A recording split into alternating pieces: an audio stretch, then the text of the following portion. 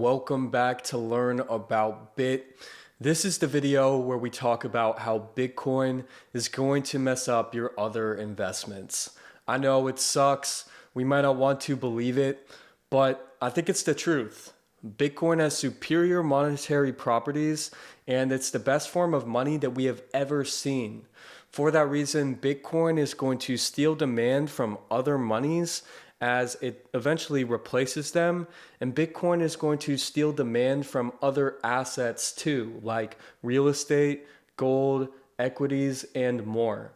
As the superior monetary asset, Bitcoin is going to demonetize everything to some extent, and that's going to mean implications for other investments. So I think it's something worth talking about, and it is what we're going to talk about today.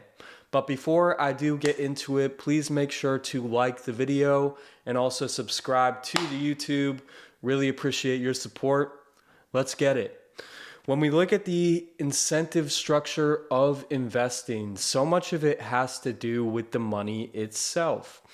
Because the money has historically been depreciating in value, inflating away, investors have always been incentivized to trade out of the money quickly into other assets. And if you're in a country where your currency is depreciating very fast, you're even more incentivized, right? If the inflation rate is 2%, you may feel comfortable hanging out in the money for a little bit, but if the inflation rate is 50%, you want to get out of that money and into other assets.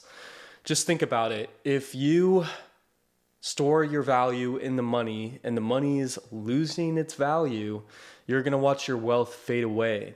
If you trade into a stock, maybe it's a business you like, real estate, Bitcoin, gold, art, something else, you at least have a chance of maintaining the value of your wealth or hopefully increasing it. So because money has never been a great store of value, investors have never wanted to stay in the money. They only need the money to go buy groceries from the grocery store for its function as a medium of exchange. Let's look at a chart here, or I guess a visual, which shows the purchasing power of a dollar over time. I wish this picture went to 2024 because we have seen the dollar depreciate even more over the past couple of years. It only goes till 2020, but that's fine. We've still seen a lot of dollar depreciation over the past 100 years. So 100 years ago, a dollar would have bought you what feels like $26 worth of value today. So 100 years ago, you could have bought in a dinner for you and your spouse with a dollar, which was pretty nice. Today, you're lucky if you can buy a candy bar with a dollar. This is why you don't store your value in dollars or other fiat currencies, because they're constantly depreciating in value, and typically over time, that rate of depreciation continues to increase. So as an investor, you want to trade out of the depreciating money into assets that are maintaining their value or increasing in value. Let's get into some of those assets. I'll start off with gold. Gold has been used as a store of value asset for a long time, primarily due to its scarcity. There's not a lot of gold out there. It's also very difficult to produce more gold. It requires a lot of time and energy. Gold also has other desirable properties. It's durable. It's basically impossible to destroy gold. You can scatter it. You can blow it up and send it in little pieces all over. You can't really destroy it. It's also pretty portable. You can put a gold bar under your bed. You can drive it across the country. There are some restraints. You can't send it across the internet. It's hard to take it across a border. But gold has very desirable monetary properties, and that's why it's being used as a store of value. I am going to use a metric throughout this video that is pretty good at measuring these store of value assets, and that's the stock to flow measurement. And what the stock to flow measurement is is it measures the existing stock of an asset like gold compared to the amount of that asset that is being produced every year. So the amount of gold that is being mined or brought into the circulation every year versus the amount of gold that we already have. And I'll do this for silver as well and Bitcoin. So the stock to flow ratio of gold, according to Forbes in late 2023, I'm going to hope that they are good with their research and that this is a good number. I believe it is. It's kind of hard to measure the true stock to flow of an asset like gold or silver because we really don't know the exact amount of gold that is out there or silver that is out there. But the stock to flow for gold is 62.3. When we look at silver, the stock to flow is 22 as of late 2023, according to Forbes. And this is why when people look to make a choice between investing in gold or silver, they usually choose gold because gold is more scarce and it's more difficult to produce. Because silver's stock to flow ratio is lower, that means that people who are mining silver are bringing a higher percentage of silver onto the market compared to the existing supply, compared to gold, where we're only seeing a increase in the gold supply of 1 to 2% per year.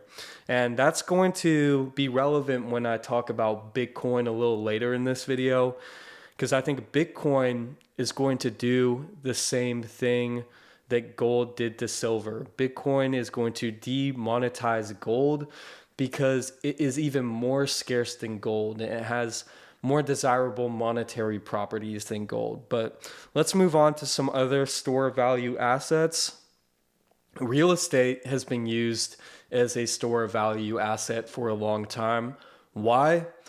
Because land is scarce. There isn't an infinite amount of land out there. Some land is more desirable than other land, right? A beachfront property can really grow in value over time if more people demand to live in that place. When we look at real estate though, it's only monetary property really is scarcity. It's not portable. You can't move your house. This isn't up. You can't put balloons on your house and take it to a different place. At least I don't think you can't. It is not divisible. There's a high barrier to entry. It costs typically at least a couple $100,000 to buy a real estate property. So in my opinion, gold is a better store value asset than real estate because I can buy an ounce of gold for a couple $1,000s. I can move it around. If there's a hurricane or something that affects that region where the real estate is, that could lead to it going down in value. Gold is a much simpler asset, right? I can just hold the gold, I can move it around, I can hide it. You can't really hide your real estate. So although real estate has gone up in value a lot over the past couple of decades, I would say gold fits that store of value mold a little bit better. Some other places where people like to store their value are equities. Now, typically when people invest in stocks, they may be looking for a higher return. They may not be looking to necessarily store their value, but more increase it by investing in a business when it is a low valuation and anticipating that it's going to be worth a lot more in the future. But I would say that equities, stocks have been a pretty good store of value over the past couple of decades, right? We've seen the stock market really take off. So if you've stored your value in the stock market, you've done pretty well. Some people store their value in bonds, whether it be from the US Treasury or corporate bonds. Bonds just pay interest. So ideally, it's better than holding dollars if you trust the issuer of those bonds to pay you back, because you're just getting interest a couple times a year, rather than just staying in cash.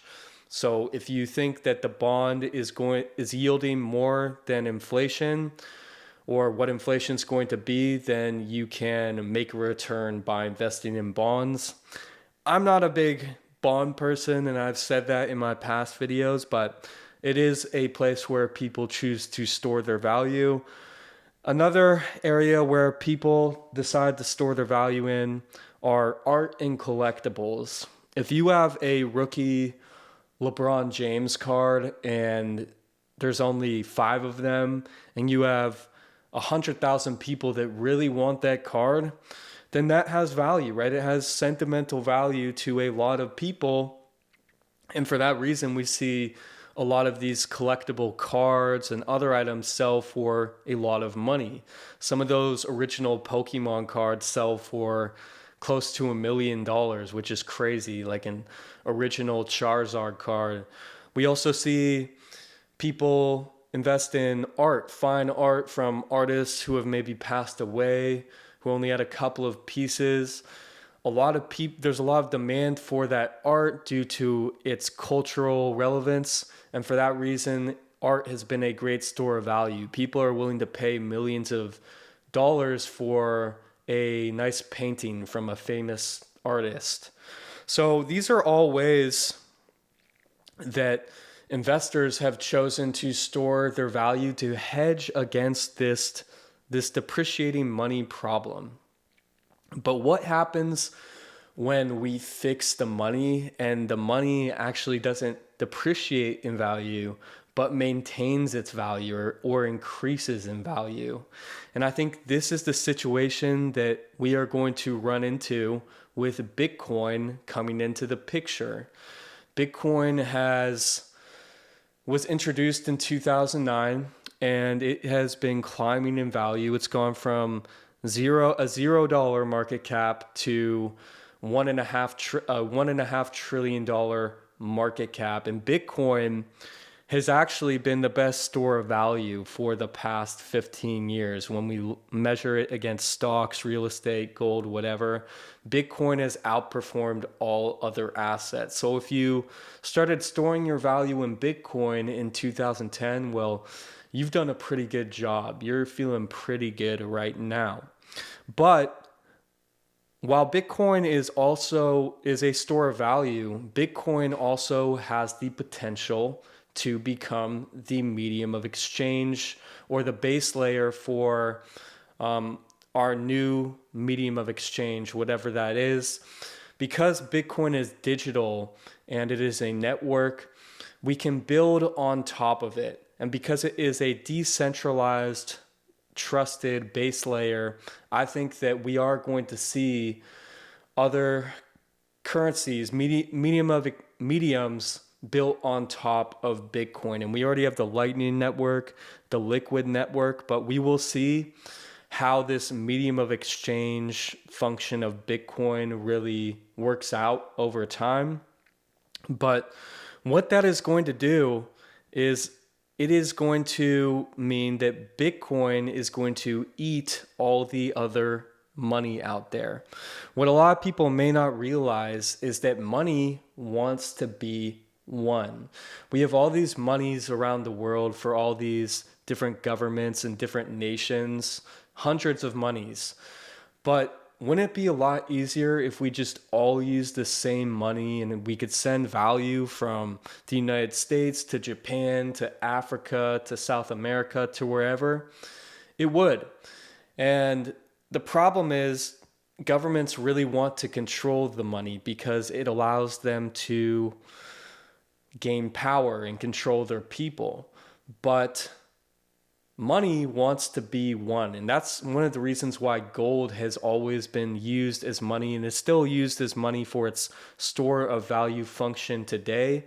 But what happens when we combine the store of value, we can get a money that has a great store of value, a great medium of exchange function, and a great medium of account function, and it can't be controlled by other people. It's a decentralized network.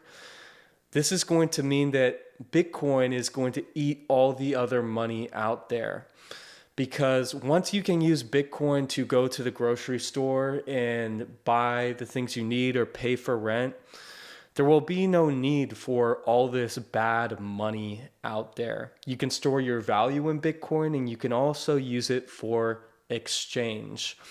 So when we look at the market cap of all the money out there and all the debt out there, it's difficult to get a precise figure, but I'd say a general estimate when we denominate it in the dollars, that it's 300 to 500 trillion dollars worth of value for all the existing money out there. And Bitcoin is just sitting at a $1.2 trillion market cap.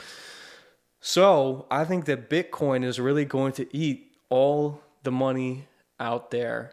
And we may see we'll have to see how things are built on top of Bitcoin, but I definitely expect it to eat into that global money market and that global debt market. And that's going to lead to Bitcoin going up a lot in value. Now, like I mentioned, Bitcoin is also a great store of value. And remember how I mentioned the stock to flow ratios? Bitcoin actually now has a much higher stock to flow ratio than even gold.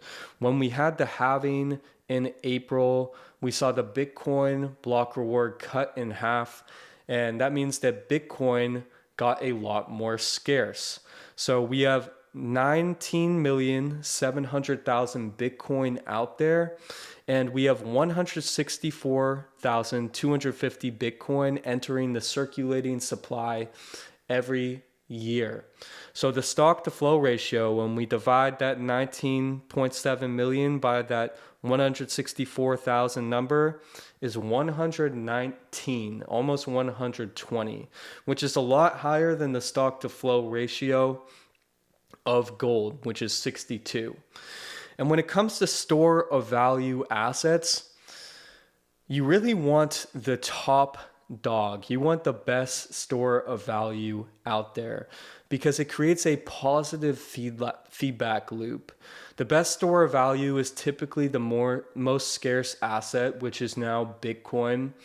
And because it is the most scarce, that's where investors go to store their value, right? They put more demand into that asset, which leads to that asset going up in value, which means more investors decide to take their money and invest in that asset, which leads to it going up in value more. So it's this positive feedback loop.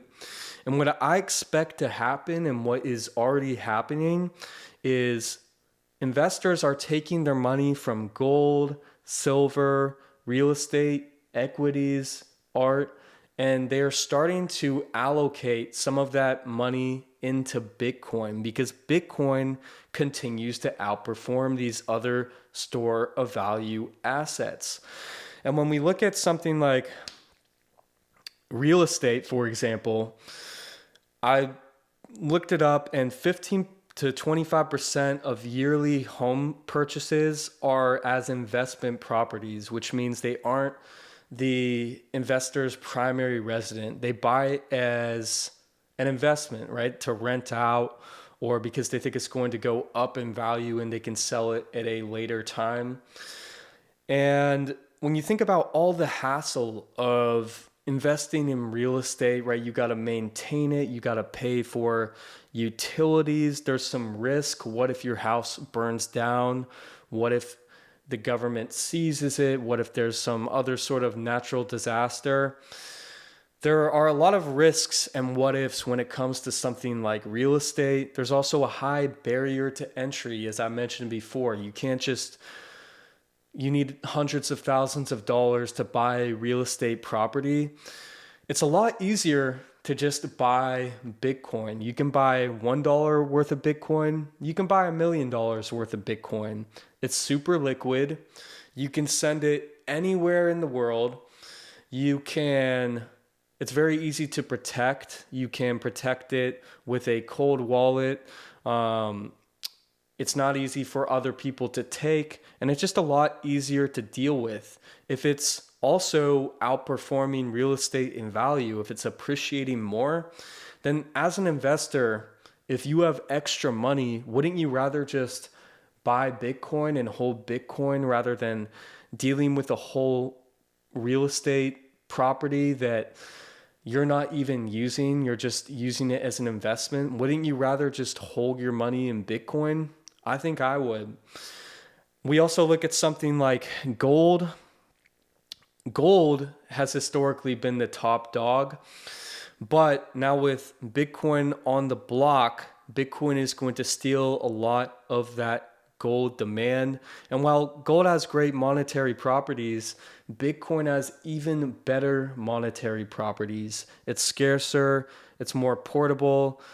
One of the main issues with gold is it's not very divisible. You can't really use gold as a medium of exchange unless you built a credit system on top of it. So really Bitcoin has the potential to perfect all the different functions of money.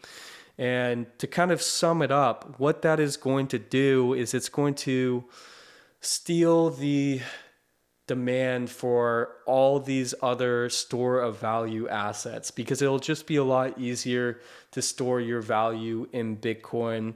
One last point, let's just kind of like do a calculation here. When we look at all the value in the world, I mentioned that I think Bitcoin is going to steal a lot of that global market for money, possibly all of it.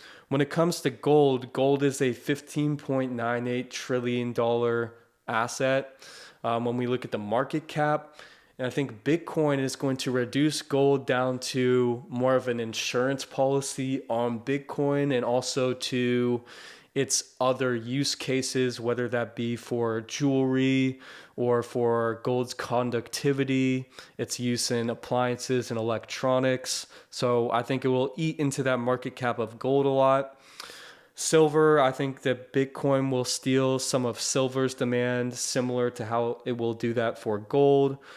Real estate, when we look at real estate, part of the problem with real estate today is that it's so goddamn expensive. Nobody can afford a home because everyone's just been pumping money into real estate for so long.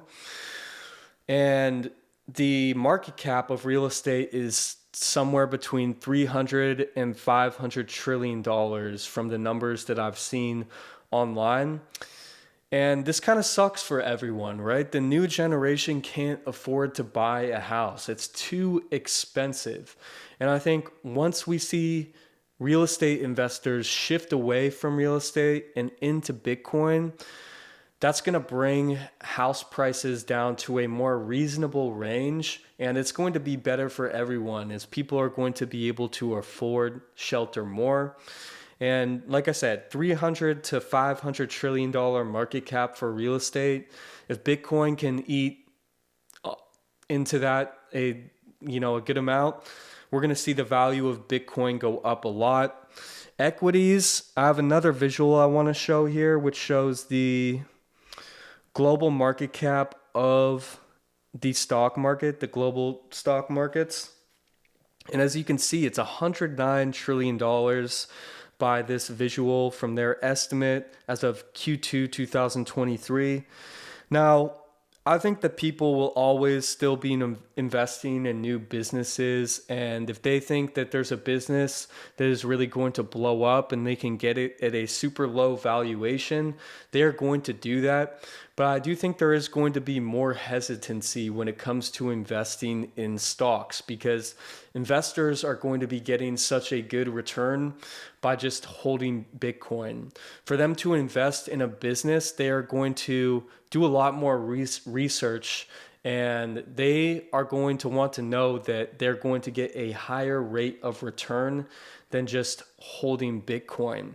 How it is today is investors are just kind of throwing their money in the stock market because it's so much better than holding the underlying currency. So I definitely think we'll still see the stock market being a very active market, but we may see investors hesitate to invest in it. Bonds, I do think that Bitcoin is going to eat into the bond market because the way our system is set up, because the money is always depreciating, investors are incentivized to borrow money because when they pay it back in the future, it will be less valuable.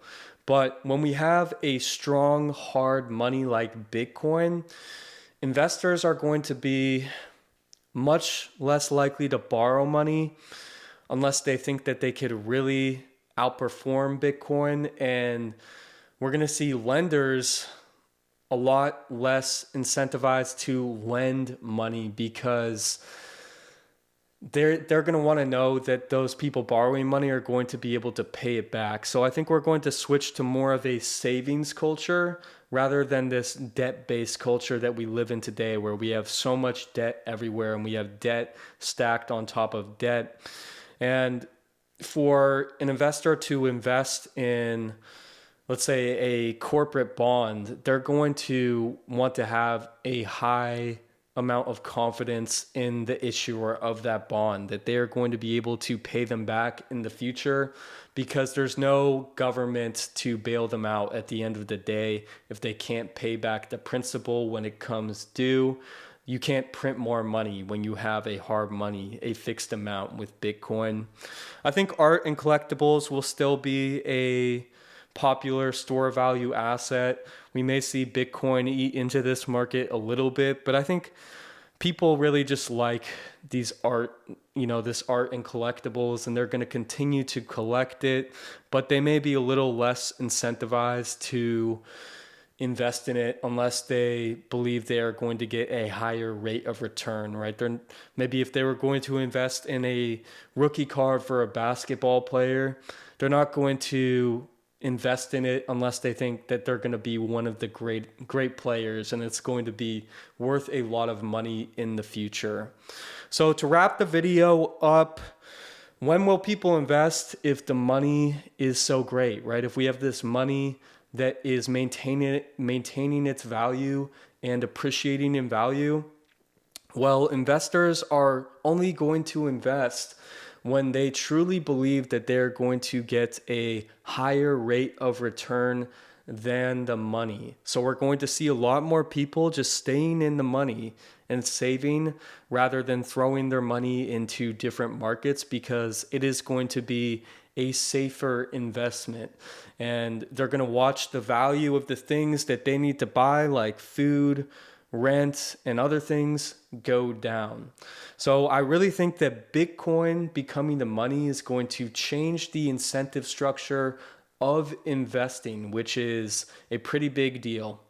That wraps this video up. If you're interested in gaining exposure to Bitcoin, check out my Swan Bitcoin link.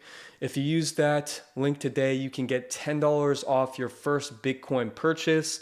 Not a bad deal. If you didn't like the video and subscribe, please do that now. Thanks for watching. I'll be back soon.